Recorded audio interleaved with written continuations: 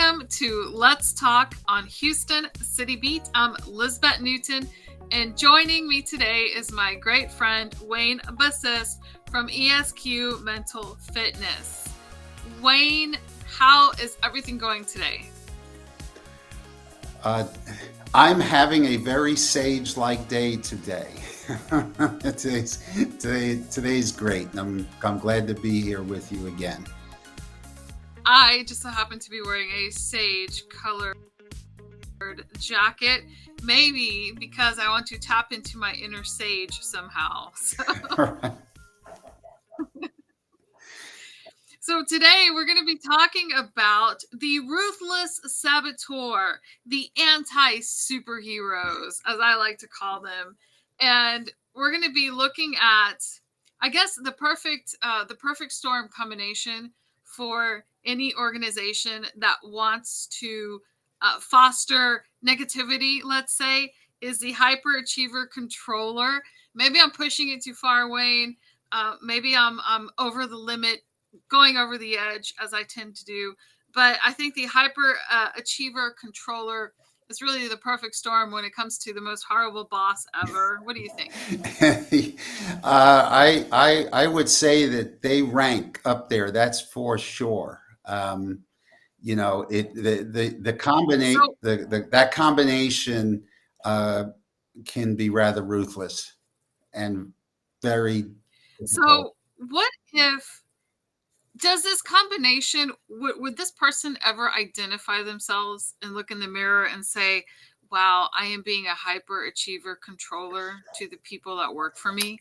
Would that ever be a conversation that is easy for someone to swallow? Well, what's interesting is I would say that the hyperachiever saboteur is one that, well, what's interesting is people will recognize that pretty easily, but they tend to simply view that as a strength.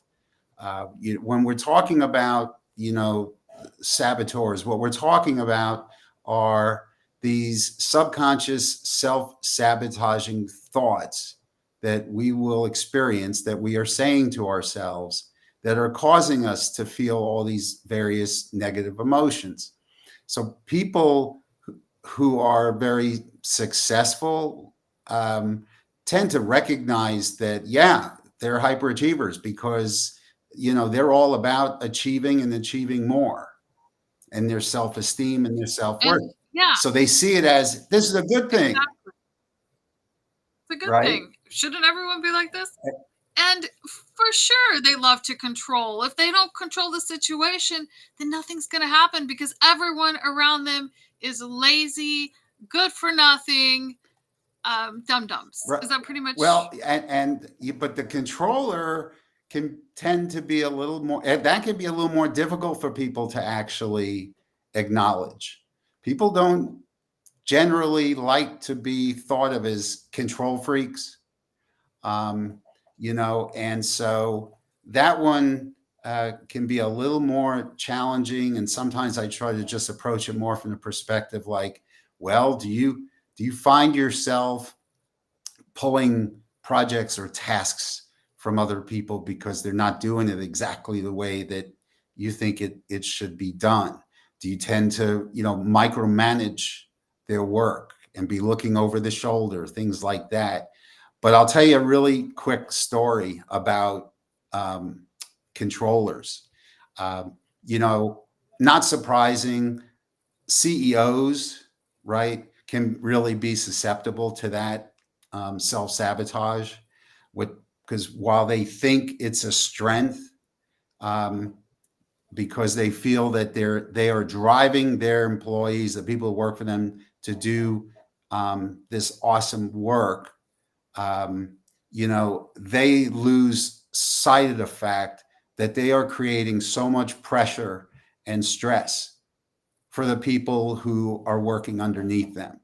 So it's very interesting. There was one example with a CEO that had been brought into a new company, and he had a very strong controller. He was a micromanager. And over a period of time, they actually saw the corporate performance decline. And when they when this CEO, um, you know, did his saboteur assessment, yes, well, it was determined that his strongest saboteur was a controller. And when he came to understand the detrimental impacts of being the controller and how it was creating so much extra stress and anxiety and fear within the team, uh, once he backed off, the sage response becomes more like, okay, let me provide these people with a little bit more training, help them understand what I'm looking for, but also recognize that the company is going to be at its healthiest if the people working in it can feel comfortable making suggestions um, to management of different ways to perhaps grow the company. And sure enough, what happens?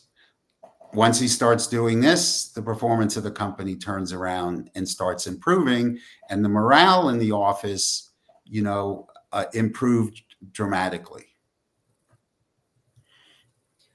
So let me ask you this, and I don't know if you can answer this for me, but there's a term that is floating around all over the place now, and people love to fling that out there and stick it on people's foreheads when they don't like them, and that's the term narcissist.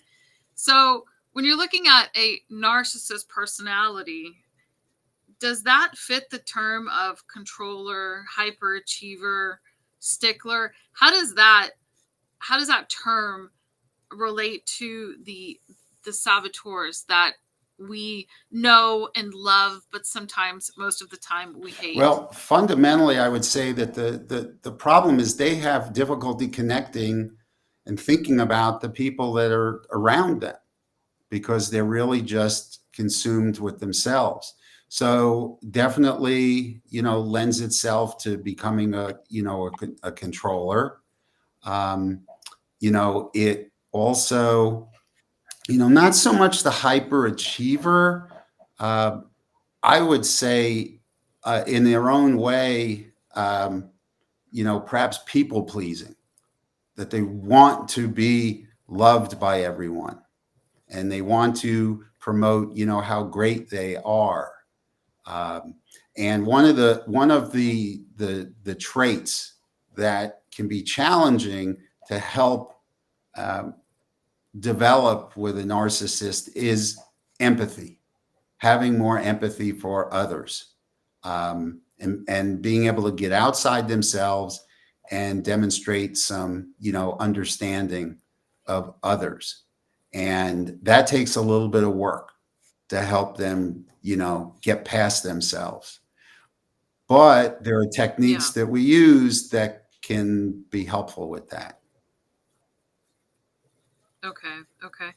And so going back to the conversation about the controller in a corporate environment or in a business environment, maybe perhaps this might be someone that has started a family business, and maybe they've now inherited this, they've taken over the family business, and they feel a really heavy burden.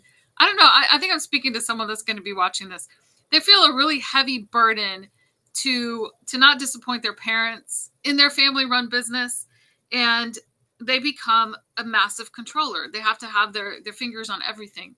And how can a person like this, or maybe they were hired on within a corporation to achieve success for the stakeholders and Mm-hmm. whoever that might be, how can that person, that controller, change? What can they do so that not only their lives will improve, but the lives of the people around them will also improve? And that also includes personal, right? Right. Because what you do in your personal life is a reflection of what you do in your business life. And don't we all want a better life? We do, and we generally do not want to try to live life feeling like Big Brother is looking over your shoulder all the time. just waiting to come down on you for, every little mistake or every little thing you're doing that's not being done exactly the way they want it. One of the things that we try to do is to help a controller understand that, there's what we can call, there's, pushing and driving people to try to do things, or actually creating an environment where you kind of make it more attractive. And it's as if it's a pull, like you're drawing them to want to do, a better job. You want to motivate, it's like, motivate through fear, or motivate through encouragement and support. Yeah.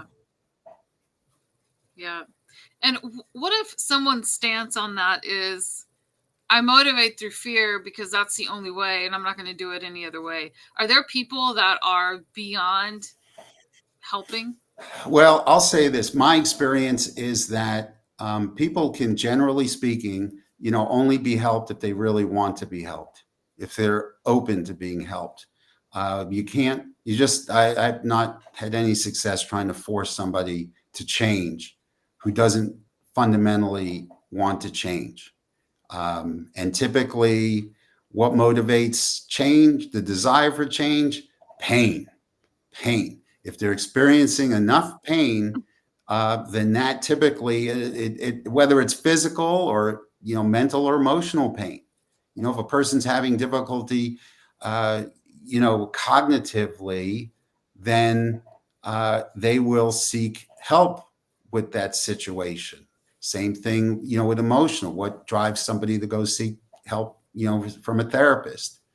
But if the person doesn't want the help, it's pointless to try to impose it on them. So tell us about, as we close out this segment here, share with us about the program that you have. It all starts with the assessment. Where can someone go and get that assessment? I know I'm going to be starting on this program soon because I need a whole lot of help. This sage jacket alone is not going to cut the mustard, as they say. So I need a whole lot of help, and I'm going all into this 7-week program. And I'll be sharing my experiences, the good stuff, not the bad stuff, because, I don't want to be too transparent, right? I'm kidding. I'm kidding. So share with us how someone can take the assessment, and then a little bit about the 7-week program. Okay. So the assessment, you can find the link on my website at esqmentalfitness.com. I can also, be reached by email at wbasist, BASIST, at esqmentalfitness.com, or LinkedIn. You can send me a direct message and I can share the link. And what I do is, so once somebody takes the assessment, I ask them to forward their results to me, to schedule a complimentary 45-minute follow-up session where we do a deeper dive into the results of the assessment. What I'll just simply share is that, many of us kind of have a sense for some of our sabotaging ways, but few of us really understand and appreciate the depths of the negative impacts of those saboteurs. And then once we've done that session, then we can enroll into the 7-week intensive program, which is supported by an app. And it's a combination of watching some educational videos, as well as a daily practice of really short audio tapes that are also educational in nature and also provide practical exercises and tools to be able to use to keep our saboteurs at bay, and allow our wise sage best selves to be running our lives. Yes, We have to kick out those anti-superheroes. And hey, the beautiful thing is Thank this. you. The beautiful thing is this, is that I also like to think of these, positive sage powers as our true superpowers. Those are our superpowers. That's true. I love that. So our sage powers are our true superpowers. I'm going to write that down so I don't forget. So thank you so much, Wayne. It's been fantastic. And I'm really excited to get started on my 7-week journey to finding and embracing my sage powers. I'm really excited about that. Thank you so much. Great. You're welcome. Thanks for having me, Lisbet. We'll see you again soon. See you soon.